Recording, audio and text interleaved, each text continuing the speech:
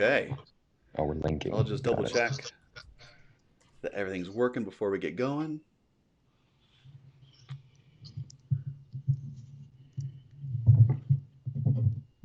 All right, let's see here.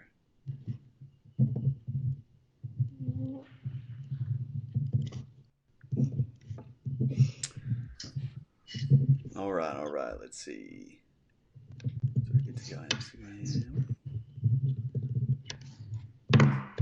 So if anyone's just hopping on, we're just making sure that we are good to go before we dive into it. Yes. Yep, we are up and running. I just want to confirm that. Perfect. Awesome. Where Let's. do I find that? So that'll be on my personal profile. If you go to my personal profile on Facebook, Yep. that'll be where the video is.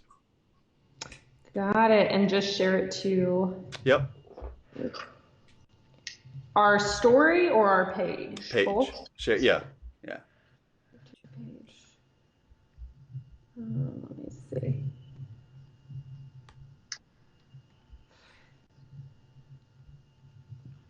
Cool. Okay, let me see. Let me know when you found it.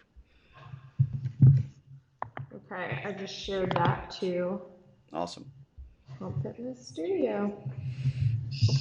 All right. So while Brittney and Xavier are kind of getting set up, my name is Dr. Chad Kuntz. I'm a sports physical therapist and kind of a special edition of our primetime podcast. We have gone completely viral and virtual due to the COVID-19 and everything that's going on. And we thought, what a better time though to bring on some really health and fitness experts. They've really got some amazing, exciting things going on.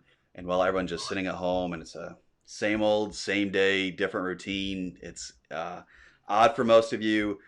And yet there's still so much we can do. And that's kind of additionally why I'm excited to bring these two on, because there's a lot that they can offer you even during this time when we're all kind of stuck at home. So Brittney and Xavier, thank you guys so much for being here today. Yeah, thank you. Appreciate you having us on, man. We're so excited. Absolutely. So thanks for taking some time to swing on online. And I'm excited just for really everyone listening, whether they catch this on the podcast, whether on it now, live now, to kind of hear a little bit more about the way you guys approach really the fitness industry. It's a rapidly evolving industry. It feels like more than any other industry. And it's always interesting for me to hear local fitness experts and how they're approaching it.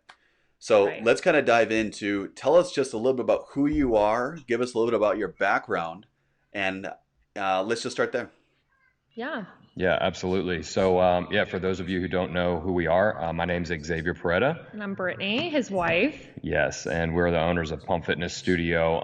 We're right over here on the Matthews Mint Hill line outside of Charlotte, North Carolina. So we were on track to open actually this month, next week actually. Yeah. And obviously due to the whole coronavirus thing, that has been put off. So we're pretty much expecting to launch here in a couple months, the physical location. Yeah. But yeah, Brittney and I, we started in the fitness industry how long ago? 8 years ago, Yeah. I guess. Yeah. Probably about 8 years. Yeah, and we've been, really, I guess, in the commercial side of things, commercial fitness industry training on the ground floor in the trenches with clients kind of thing for really the last 7 years. We both, in saying that, we both grew up, we were very athletic. So I played competitive soccer my whole life. He was in competitive wrestling.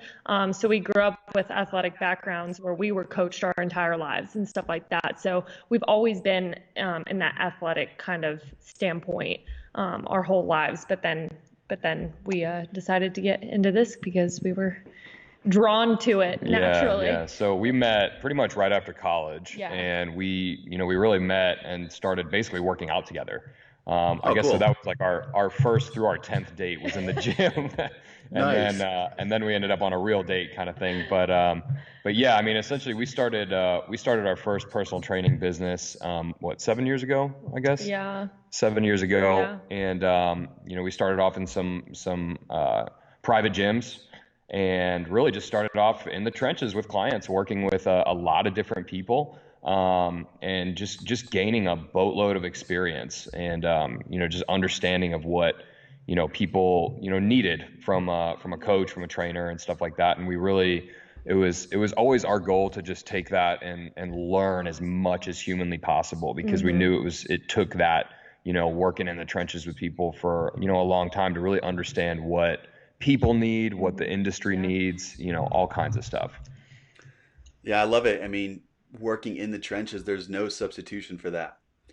There's so many people that are all of a sudden online fitness stars because they've got a nice ass, or they're just like this new person that looks good and they do like these foo-foo based exercises. But it really is working in the trenches, making mistakes time in, time out, and learning from that, and being open to learning and continuing to try to evolve to get much better at what you do.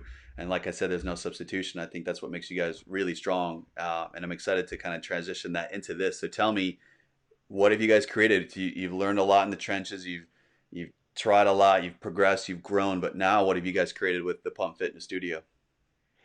Yeah. So with Pump Fitness Studio, I mean, we've been, I guess, physically a year in the making at this point. Yes. So it was when we left the old gym accounts that we really dove in and started putting together this system, this process, and everything that had to do with putting the gym together.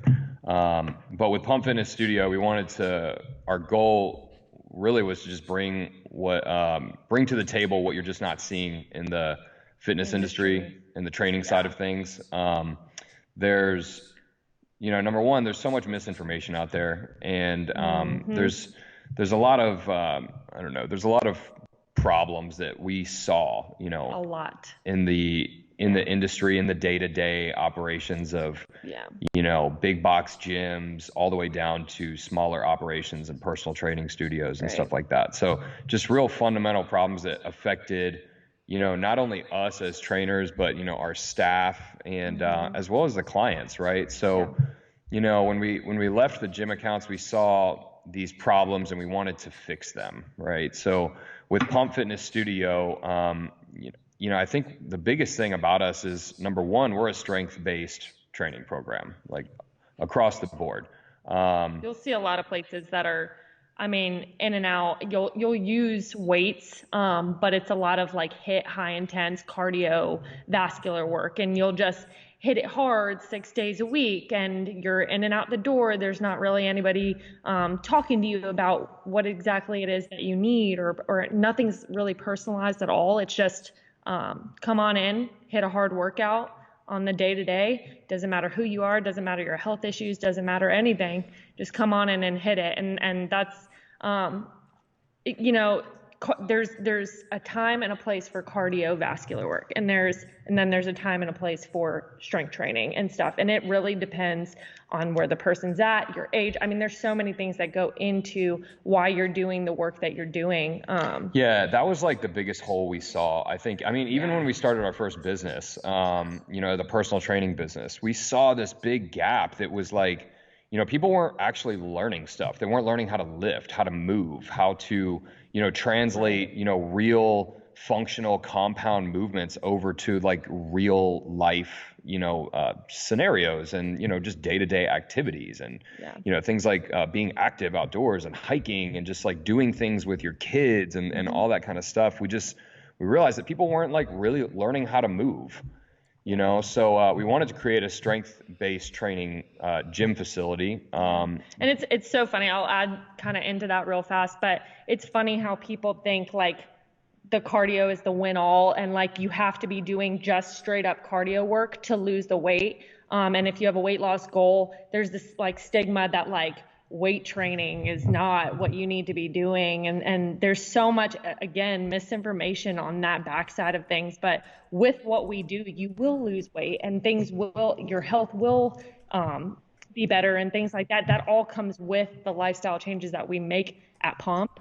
And it's just, there's so much false information out there with what you have to be doing in order to lose the weight and be healthy and stuff like that. But we'll get into that's in the pet peeves that we're going to talk about a little later. But no, I would say the main difference between what we do and what a lot of other gyms are doing is we put a full coaching system in place behind our training program and behind our group training programs. Because here's the thing, like, people people like the community. People like the camaraderie. People want to be around like-minded people, and they want to, people feed off of that energy, and rightfully so. So do I. Would I rather train by myself or with somebody or, a group of people that's just as motivated and, pushes me to be better and stuff like that. So we knew we had to bring that to the table. You need a community of people. You need a group training model that will work, right? So, but then you also need the individualization to the specific people in the room.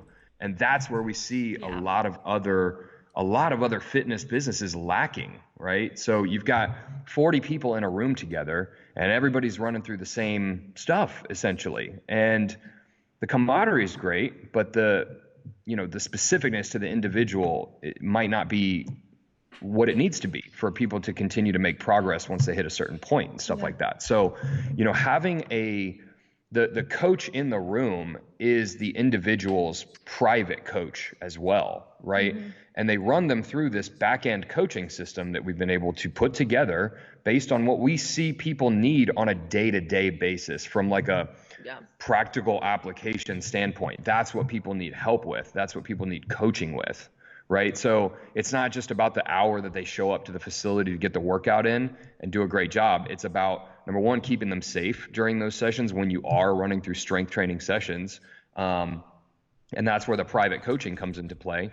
But again, it's also managing the rest of their day. Your biomarkers and everything people. Else that goes into play. Like, it's so important to know how much stress somebody has, how much sleep they've gotten. There's so many factors that go behind how you should be training, how you should be eating, and stuff like that. And that's just not addressed enough. And so that's why. How do I unpack all of that? That was really good. There's so many topics I'm thinking about that I want to bridge off this, but I have like 2 hours blocked, so who knows how long this would take. I know. We can just keep rolling let's with dive in. There's a couple of things I've written down just so I would go back and remember it. Yeah. And I think our culture has a lot to do with this. Like, people are just busier than ever. So when they do want to work out, they want to work off that stress, and they just want to go, go, go. And that super high intensity, which is a mode of exercise, but it's commonly equivocally diverse in almost every training facility, right? So it has a time and a place, like you said, but what about the kind of meat potatoes, like workout, use weight, train hard in that facet of training? Yeah. It's certainly, I could clearly say, less commonly done. And so I think there's got to be almost a cultural shift there. And there's a psychological shift too, because people want to go and just pound it out, sweat it out. And that sweat alone means that they had a lights out great workout and everything was perfect. But that's the only subjective measurement that they're taking away from that workout was I sweated, my heart rate was up, must have been a good workout. Not that that's necessarily wrong. And again, that's a time and a place for it. Right. But I don't know about you, but I've had some good workouts where I didn't sweat like crazy, but I was still getting the muscles to fire and still working out. But it's not like my heart rate was crazy peak for that day. So basically the kind of rhythm that we need to follow what needs a lot to of be people somewhat adhered to, kind of the periodization. Exactly. Right. And I think what a lot of people don't realize is, like, the more you make progress, the more advanced you get.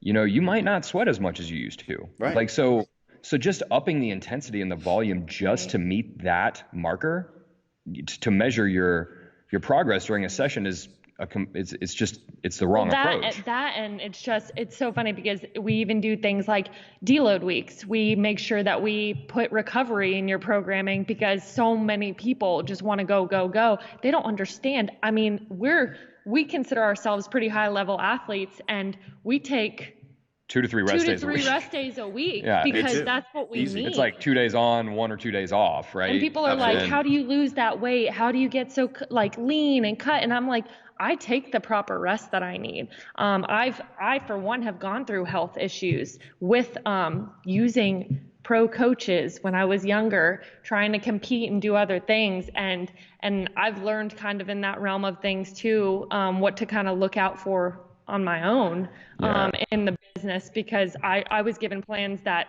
grown men were given that were completely different than me and stuff. And I didn't really know why I was on this same plan as this dude or that girl, because I was a different person with a different goal in mind and different health needs. So Yeah, and really, I mean, there's two things with this. So from the training perspective, you have to have a sound training program in place, right? And you have to do programming. Yeah. Your team, your business, whatever you do, there needs to be a method to the madness, right?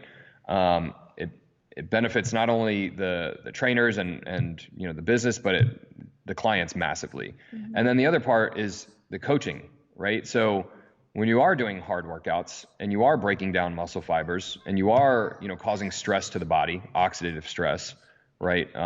Cortisol is elevated, you know, all kinds of responses are happening when you put your body through stress of training, right? So the coaching comes in when you have to learn and understand how to recover from that kind of training so that it works for your body and not against it. Right. You would be, you know, you see this firsthand. You're on the front lines, right? So people come to us with, I mean, and when we dig in for our assessments, okay, with a brand new client, okay, we see everything from not only injuries because of, you know, lack of direction and these movements and that movements, not only injuries, but excessive amounts of oxidative stress, okay, excessive amounts of metabolic damage to the system, all right, excessive amounts of low calorie dieting, all right, and it gets people to a point where they're literally dropping their metabolic rate, and they're damaging their systems further in the long run. And it's what people don't realize is just hitting it hard every single day and keeping with the culture of go, go, go, go.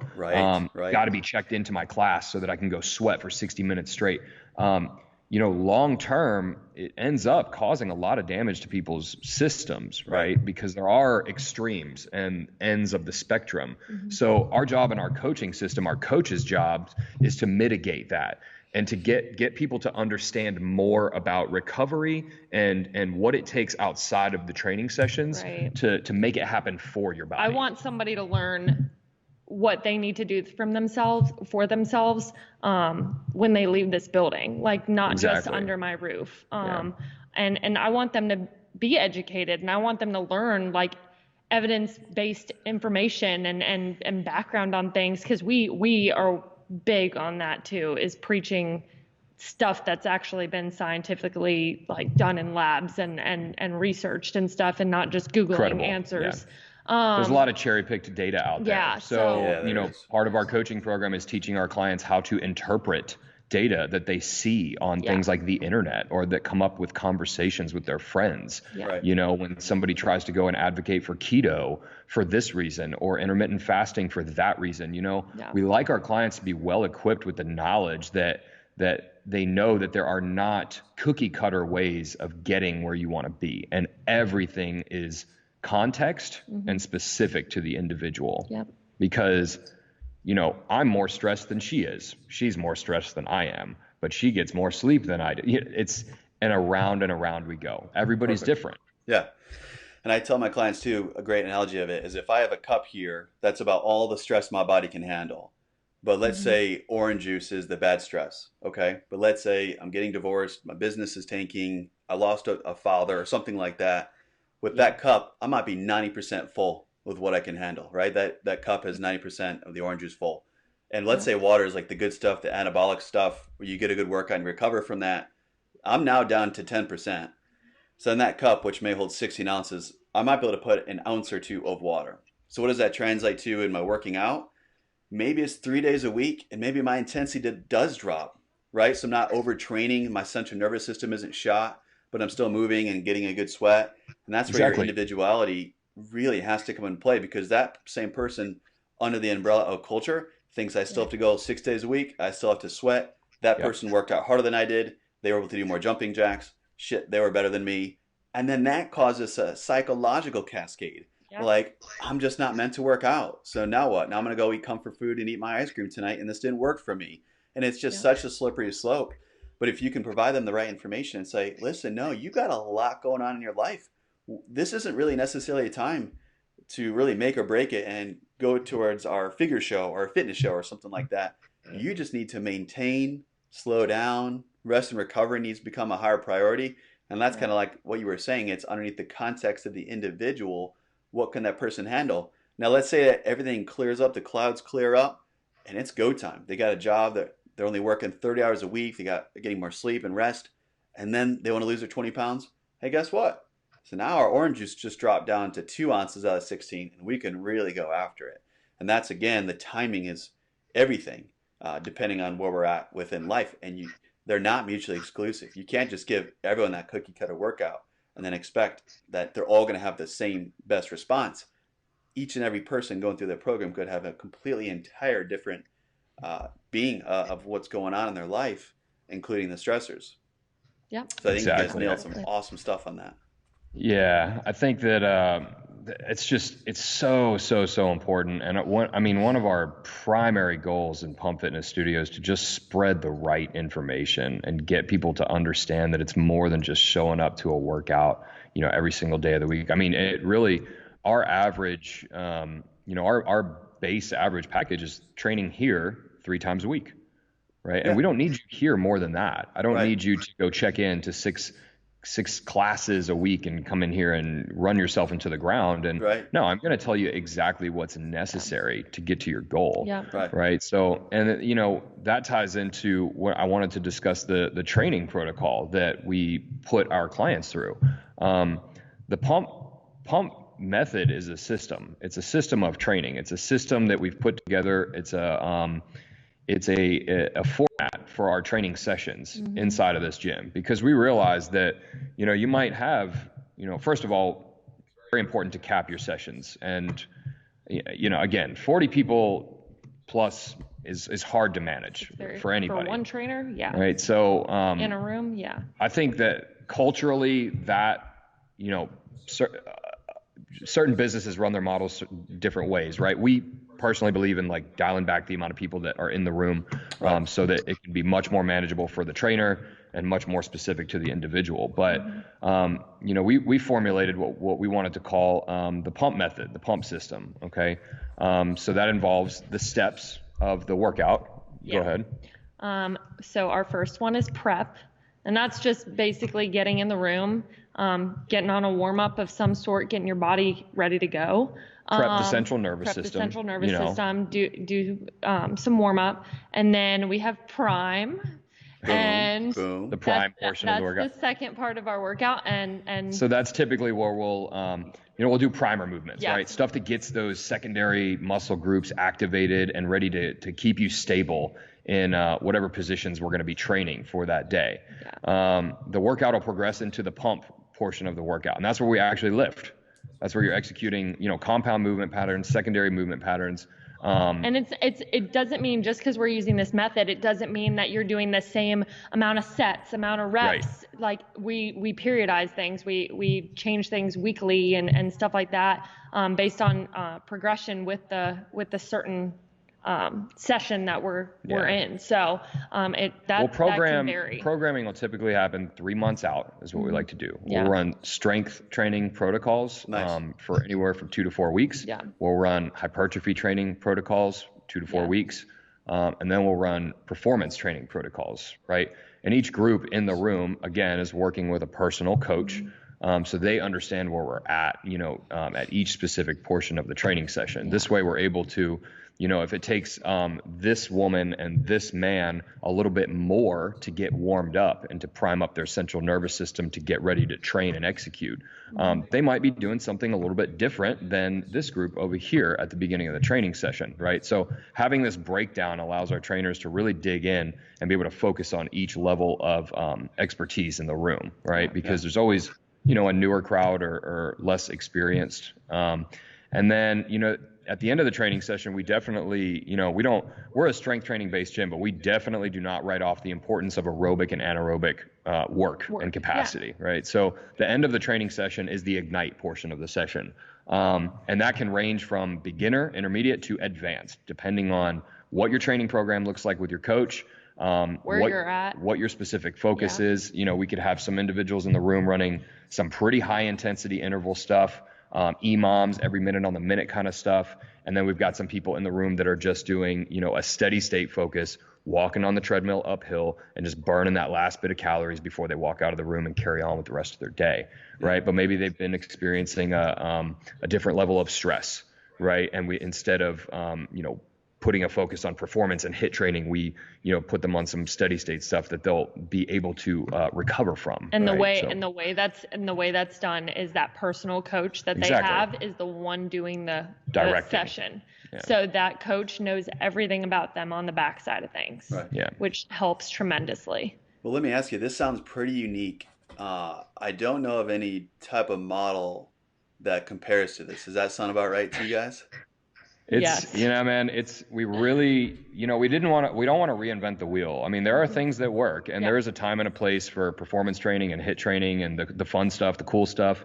But there's also a place for boring work, and people need to understand that too. I mean, there's, the fundamentals are the fundamentals. They don't change. They're called fundamentals for a reason, right? So, but in regards to the training program, I mean, the individuality of everything in the room is super important. So, for example, let's say we're in the middle of a strength phase and we have a couple different levels of expertise in the room in regards to our clients, right? Yeah. So, let's say we run through our warm up, we get through that stuff, we primed up some muscles, we're training legs.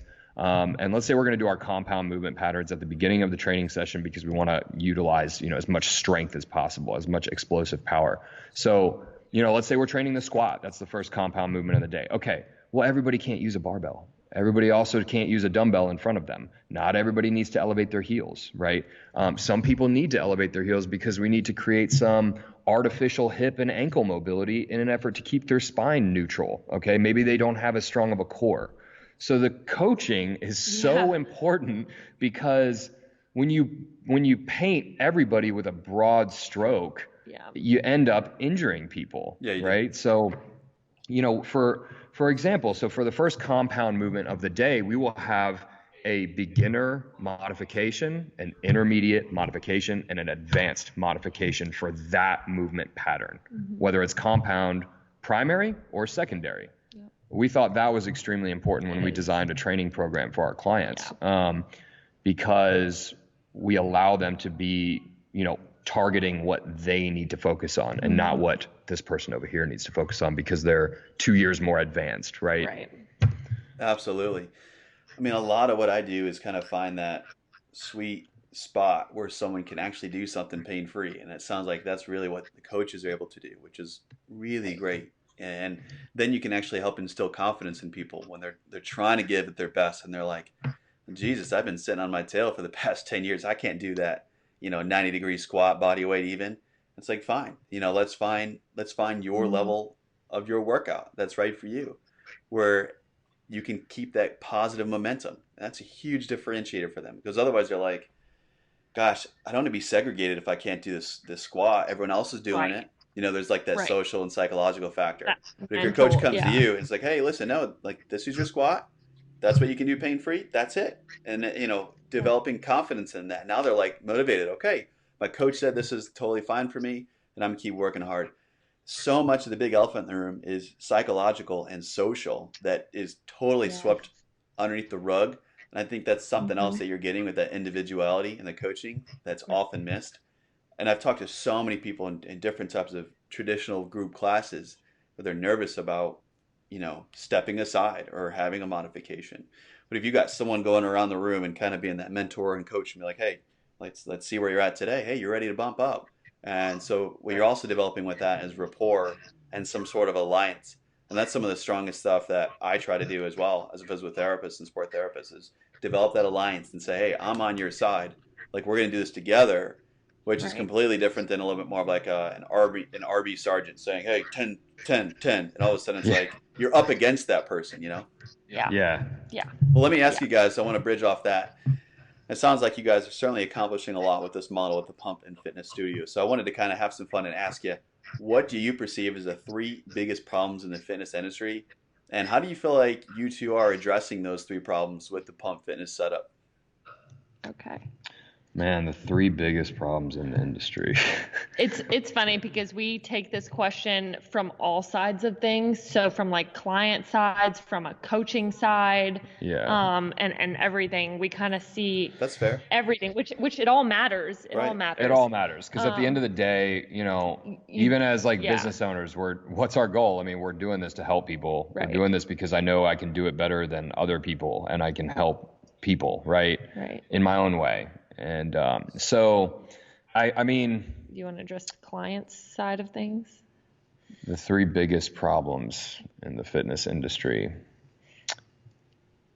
Yeah, I mean, clients, in generally speaking, people are not equipped with the knowledge that they need to actually succeed. Yeah. People, yeah, people get sold on a 3-month training contract, unlimited, come whenever you want.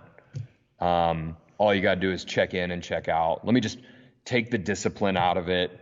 And if you don't feel like coming, you can just check out, right? Yeah. So people get sold on this, and you can change in 3 months, and then they're not equipped with anything else. It's just show up when you show up. Right. And I think that out of all the things I've seen, man,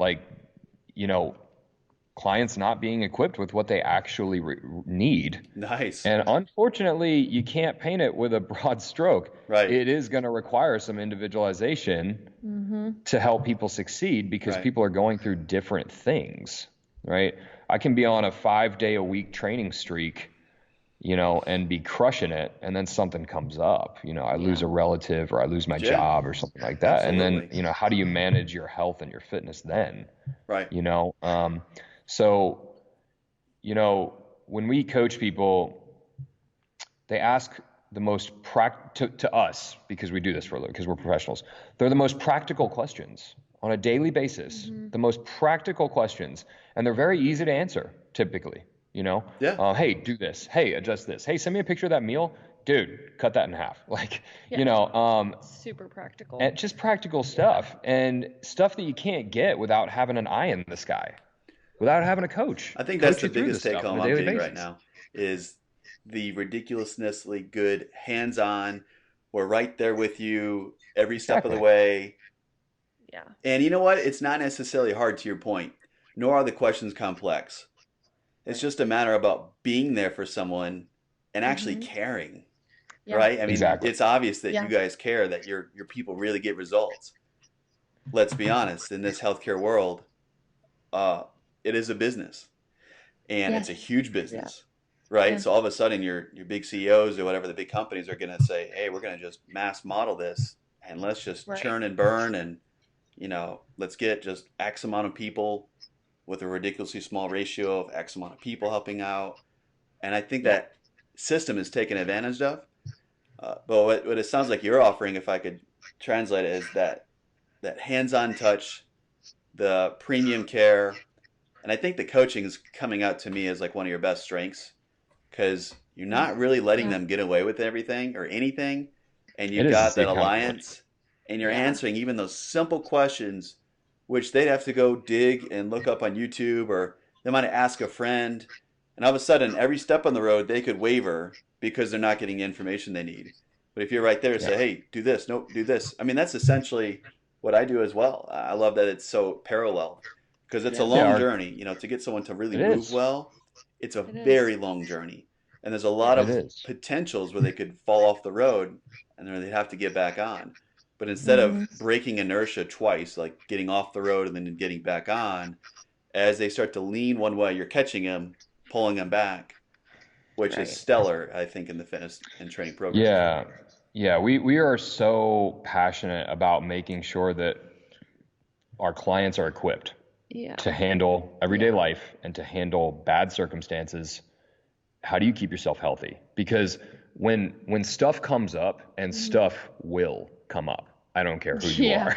Yes, it will. Stuff always comes up. The focus is no longer, or the focus no longer should be intensity and volume and just keep smashing my body. The focus now has to be your health management, your stress management, while you're dealing with whatever life has just thrown at you. Right. So the coaching, that's where that benefits people the most, is when they get thrown curveballs and they kind of like get thrown off, right? Where other people would just go off and binge and just like kind of forget about it. Right. Our people stay focused because they're getting those pep talks. I mean, our coaching system, it's so vitally important to what we do and to our clients' success. I mean, it quite literally involves touch points every single day with our clients. If that's needed. If it's needed, we will do a touch point with you every single day. That means a text or a call. Okay. You need to meet with me in person bi-weekly for a meeting where we're going to track your key performance indicators in the training sessions. What are your key performance indicators? Most people can't answer that question because there's no coaching involved, right? Sure. What do your metrics look like? You know, are you progressing in the direction that you signed up to? Because I want to make sure that, you know, these people are investing their time and their money, their resources into, you know, working out. Let's make sure they get a return on that and they get where they want to be, where they want to go. I have to interrupt you on that one. You know? I have to, because so many people will start on a direction and they might develop a good relationship with the trainer, but all of a sudden it becomes a little bit of a social hour. They might just completely unwaver. And let's say they wanted to lose 30 pounds in 12 months for a wedding or something like that. All of a sudden they're chasing down a rabbit hole and they're just doing some stretches every day. And they may not have the programming that's specific to their initial goal. That's probably what I see as the most commonly missed aspect in the whole fitness and training world. It's just, and it is a long road, so that's what happens, right? The bumps, life will happen, but to really stick from A to B and keep your eye on that the whole time is really tough. But I think one way you can really attack it is doing it like you guys are, is continuing to reassess and have that honest to God decision and discussion with them and say, hey, are we heading in the right direction? Like, are we doing this? Or just continuing to outline what are our barriers? What keeps getting in the way? And maybe it's something different, but maybe it is something repetitive. Maybe it's nutritional, maybe it's psychological, but nonetheless, I will guarantee you there will be at least one barrier that repetitively keeps getting in their way from A to B. And that again is where your coaching can come in and say, let's put on our coaching hats and figure out what will it take to overcome said barrier so we can truly knock out your goal. And again, man, it is so, I mean, listen, sometimes there's complex life situations where we really have to like kind of dig in with an individual, and it's hard and it's gritty and it's like months of fighting, and then they come out on the other end a good person, a different person. But sometimes, again, it's so practical, you know, like we can identify limiting factors when you are being coached, right? So I can think of a million right off the top of my head. Here's one. Dude, I can't seem to stop snacking after dinner, like at night. I'm a sweets guy, and I really just cannot. I don't know what it is, man. It's a common one, right? I can't seem to get it together. Okay, cool. So, first of all, I want to like take a look at your goals, and we need to like understand like why do you want to reach those goals in the first place? Because, you know, number one, first and foremost, if it's that important to you, you know, I know we're going to find a way to do this, right? So let's look at your day. What does your day of food look like? Perfect. What does your day of living look like? Yeah. Hey, here's a suggestion. You know that deep dark chocolate fresh raspberry yogurt bowl with a little bit of chocolate granola that you do as a midday snack? Right, and it fits your calories, and we set that up for you in your nutrition plan. Why don't we move that to after dinner? Nice. Why don't we take that sweet treat that happens to have 0% Greek yogurt in it, and it's packed with protein, and it's got berries that'll help replenish your liver glycogen overnight to make sure that you wake up and you're ready to absorb some carbohydrates. Right. Why don't we just move that little snack and let's put it after dinner?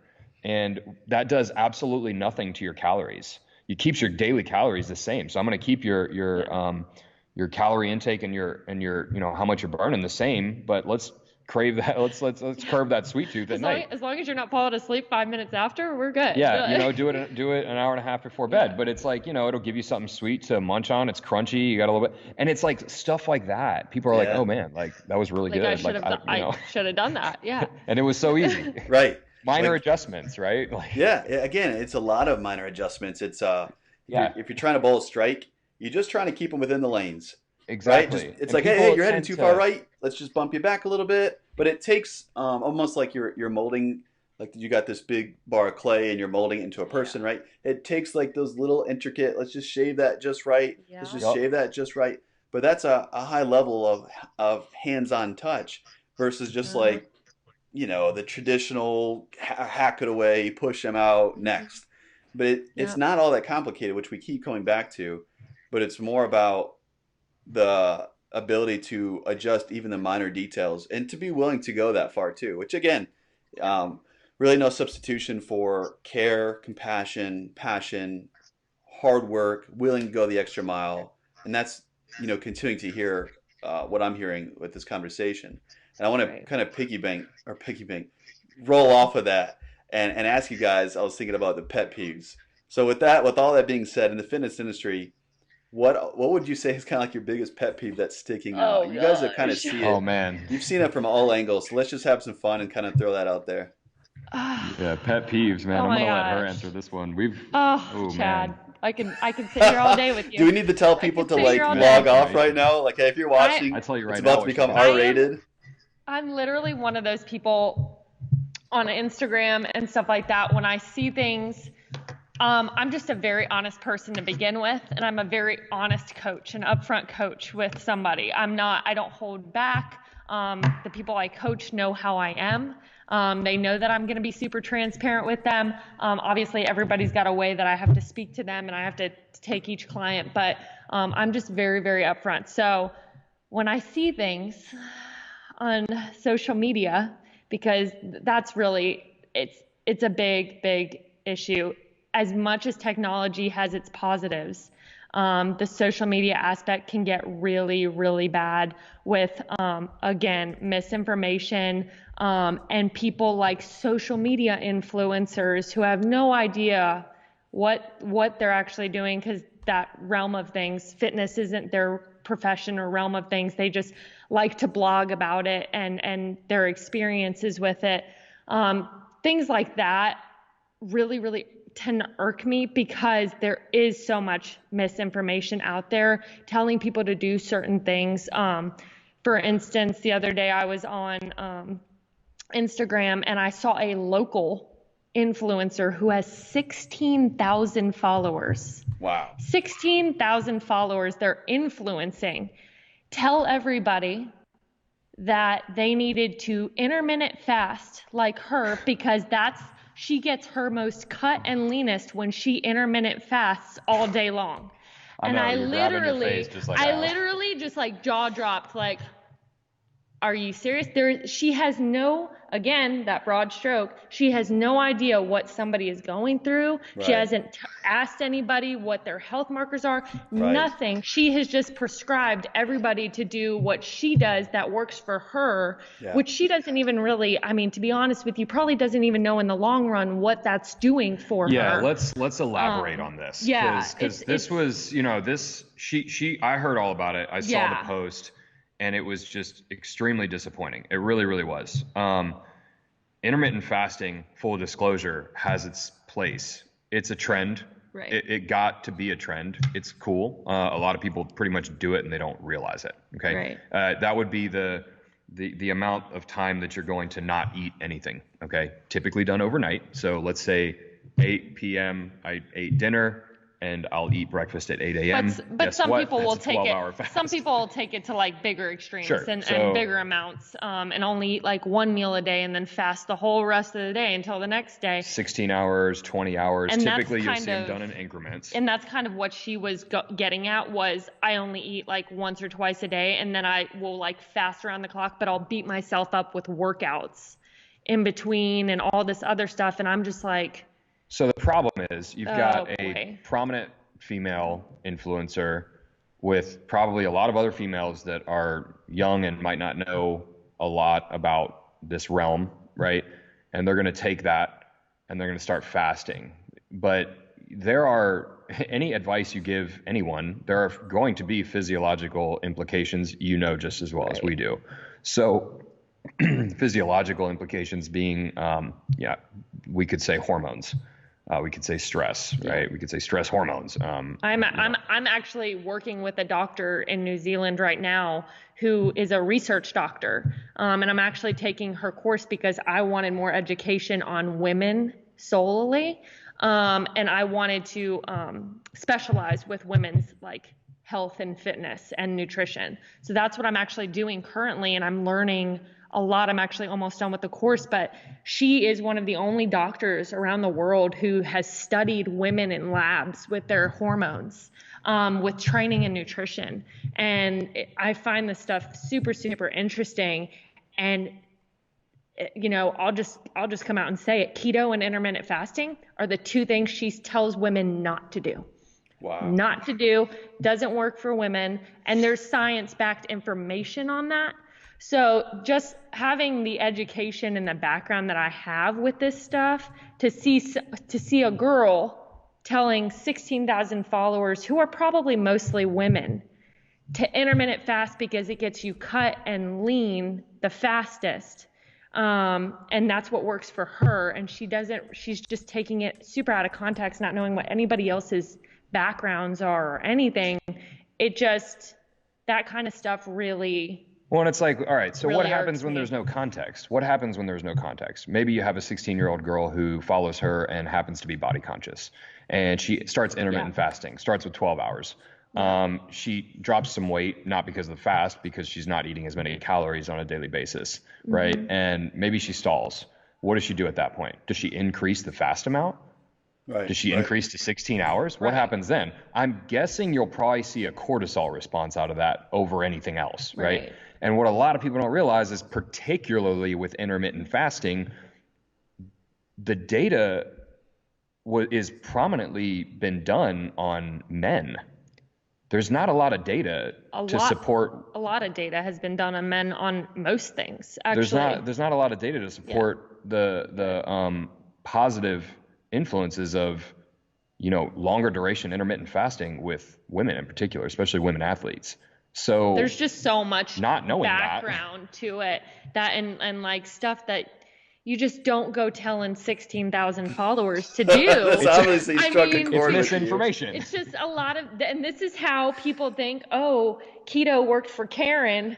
Right. And so I'm going to do it. And then like their hormones get thrown off and all this other stuff. I mean, I've seen constant hormonal issues with women, and that's what has made me actually, because I went through hormonal issues. I've talked to you about that, Chad, before. And I did because I was working with coaches that treated me like I was a male and had the same hormones as a male and was trained and the same nutrition plans, and I was dieted down so hard while training so hard, and it threw my whole body off. So I've been through it, and just to have that background and know everything like I know, when I saw that, that's a huge pet peeve of mine. Well, I had we got a couple of questions from Marta that I want to throw at you, and I think what you just said will lend itself well, because you've even got a little bit of a personal touch into this. There's two questions I want to ask you from her, and I think they're really appropriate. These are probably questions that people are going to want to ask anyway, so I want to ask for her. So first off, she asked, if your limiting factor is a medical condition, kind of like we've talked about before, how barriers will come up. She quotes, if a limiting factor is a medical condition, are you two prepared to assist multiple conditions, and do you work with their physician? So if something is out of our scope, we 100% have a network of doctors and physicians that we work with, including you. We're here. We're here. Including Dr. Kuntz with Pr1me Movement. And we never step out of our scope. If it's something that's beyond our profession and what we handle, we always outsource and going back network. to pet peeves, it's when you see a inexperienced individual handling anything that's out of their scope. Right. So, we've referred people to you because of issues that they need to see a qualified doctor about, right? And then, there's times, we're all nutrition specialists. Yeah. Okay. We work very closely with people on nutrition, but there are cases when we cannot touch the individual. There's too much psychological, mental stuff with it. With nutrition and with fitness, we've, if we have to outsource somebody to go to a physical therapist, and even if they can't, it gets into like, I think the biggest part with personal trainers and coaches, the reason why they're so scared to do that is because they think they're going to lose a client. But to me, that makes you more reputable. Oh, yeah. That makes you a better person with your profession if you're outsourcing Absolutely. to a network of doctors and stuff. So for anybody listening that's a trainer or a coach, please outsource your stuff to people that know what they're talking about if it's outside of your scope. And spend time building your network. Yeah, that's super, super important. But to answer her other part of the question, if we're working with somebody like you or another doctor, we work a lot with like the bariatrics division in Novant and stuff like that. Yeah. And with people having bariatric surgery, things like that, there's certain ways that they're not supposed to train or eat right away and stuff like that right after surgery. So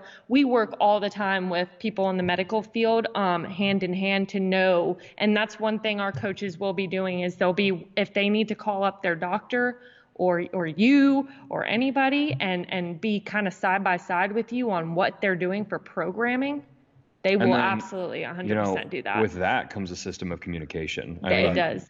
As well as anybody, Dr. Kuntz, we have collaborated more than a few times on more than a few different clients. And, that in itself comes down to an open line of communication at all times, because when you're dealing with things that are outside of my scope as a trainer, I need to make sure that I have a full understanding. So there have been times when, Dr. Kuntz will send me a voice message, when he's wrapping up at the office and he finishes up with one of his patients who's a client of mine.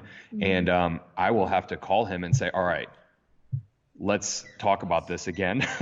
Because there's a lot that you'll, explain that I need to, understand that I fully know that I know how I'm going to apply this information to this individual's training schedule and lifestyle schedule. So, and we can always, everybody can always learn more about anything. And so we look to people like you to teach us too, because we don't know everything. We're not, know-it-alls or anything like that. It's great to like reach outside of your scope to learn too as a coach. Yeah, I'll never stop learning about the human body. I can have every certification and every whatever, but the clinical experience of just continuing to work with different people and work in the trenches and being okay to try different things is invaluable. It's something that I wish every therapist would keep doing. And I wish, of course, in an idealistic, utopic world, every trainer would. Yeah. But it's just not the reality. So what's been really a pleasure working with you guys is you're open-minded to it and kind of futuristic way we're able to work together on people so they're getting both angles on both fronts.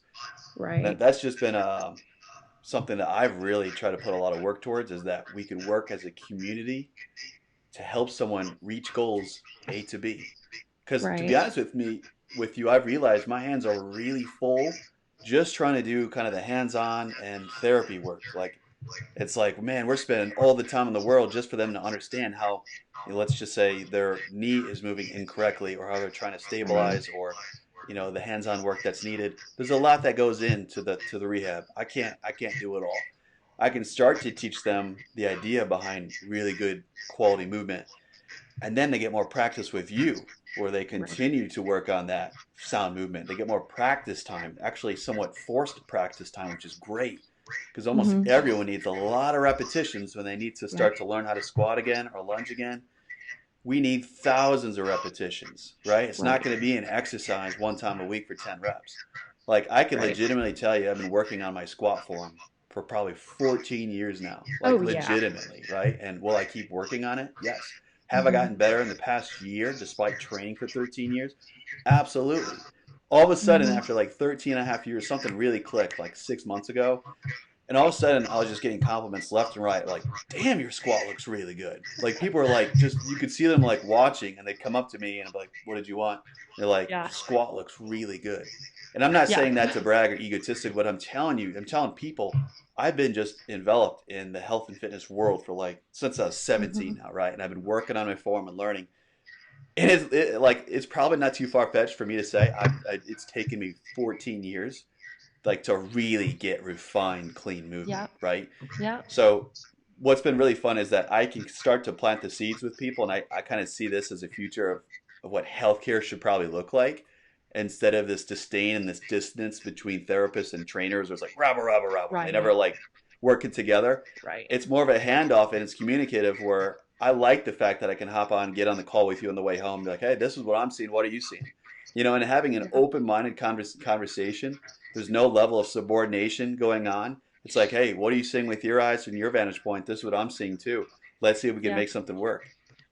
Absolutely. Well, yeah, and I mean to Brittney's point and to Marta's point, I mean, this also comes along with the importance of, asking questions. If you're a potential client or you're looking at hiring a professional, you need to ask questions. You need to have an understanding that this person is willing to work with, or this person has a network in the first place of good people to work with if they do require something that's outside of a trainer's scope. And frankly, to your point, trainers do, they are scared sometimes to refer out to other people, and it's just so wrong. It's a complete wrong way of thinking. I mean, it builds so much rapport. Chad, tell me how good it looks that we have, a couple people that we work together that literally have their team of doctors and their trainer, and this person manages this and that person manages that. It's pure joy. It's amazing. They've never felt anything like that. And I'm not even really being facetious or over the top. They're just like, it feels so good to know that I can go to them, get my training, answer any questions that they need, because there's only so much of the time of the day for both of us, right? And even if we're only seeing X amount of people, we're still going that much above and beyond the standard level expectations so that we can answer those specific questions. So if, there's specific questions for me, I'll answer them, they come to you, and then we can come together, and it's kind of like a full team working with someone, and they feel it. And I think that's the coolest thing. It elevates the experience for sure. Yeah, that when having worked with those clients. And honestly, for other fitness professionals listening in, hopefully you can see and perhaps kind of follow suit. Here we are, we've got some fitness professionals. I'm a sports therapist. We're talking here together. We're working together. I think the age of like trainer and therapist hating each other, that should be well behind us. We should be much bigger than that. For sure. I think it should really be patient-centered care, especially in the state of our traditional healthcare system where people are, oh boy, you'll give me a whole rant here. Yeah. I got to tone it down here real quick. You guys are on the very front line. You guys are the first people essentially to come into contact with. So you guys almost have the biggest decision of like, who do they need to see? Is it time for you to see Chad, or is this something we can work with? Is it time for you to go see an ortho? And so for you guys to be open-minded to that and being able to kind of redirect people, not only do they feel it and they know it, but I truly feel like it is the best in their interest. And that's because you guys are confident. You know that it's only in their best interest to do that. And that it'll actually help you out too as a business because they know you've made the best genuine decision possible to help that person. I think people can kind of know if someone's like, oh, let's just keep working through it.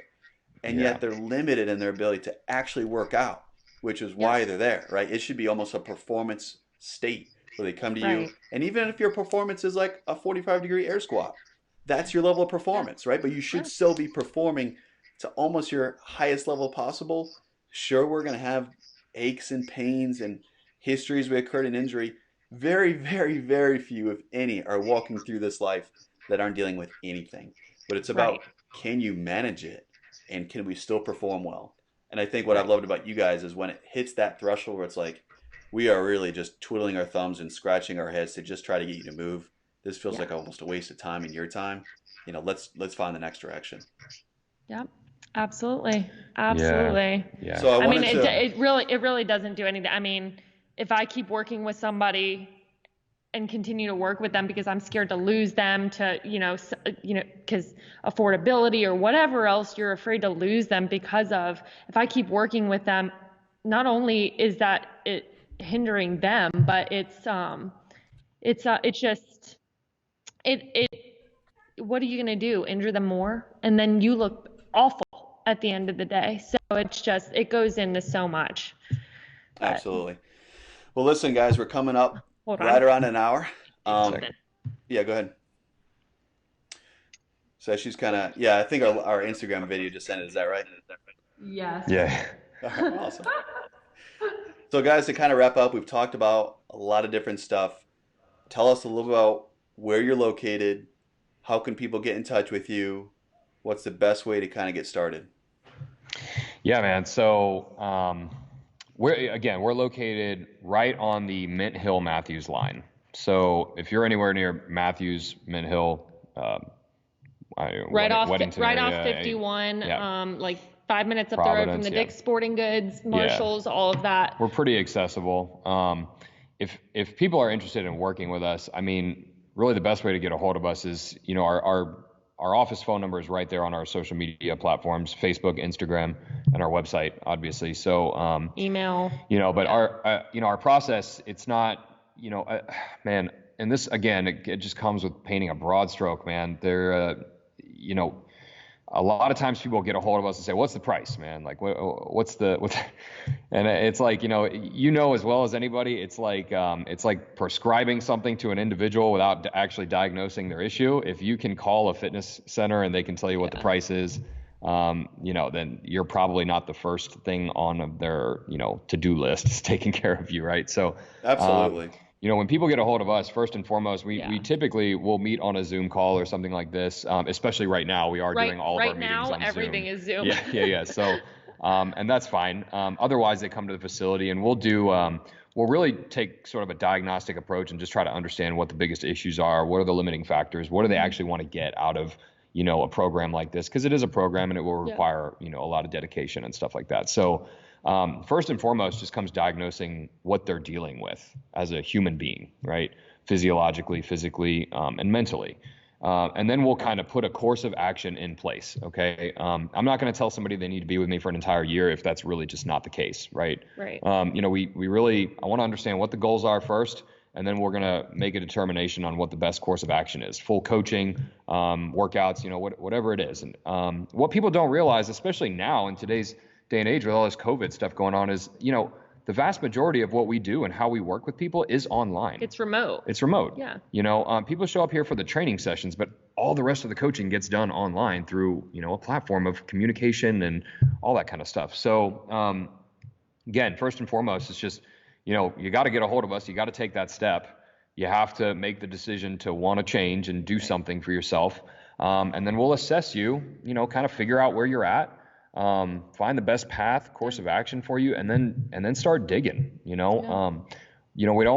never toss somebody right into the middle of a workout, with advanced people in the room. It's always going to start with an orientation, an assessment, understanding what they're physiologically going through and what they can physically do and how they move. Right. I love it. That's great. You can determine a lot about an individual's skeletal structure and muscle mechanics with just a few movement patterns. You sure can. You know what I mean? Right. So, right. And I don't think enough emphasis is placed on a real solid assessment phase. That's the foundation of what you're about to set up with this individual. So perfect. That's what you can expect to go through walking through our doors. I love that.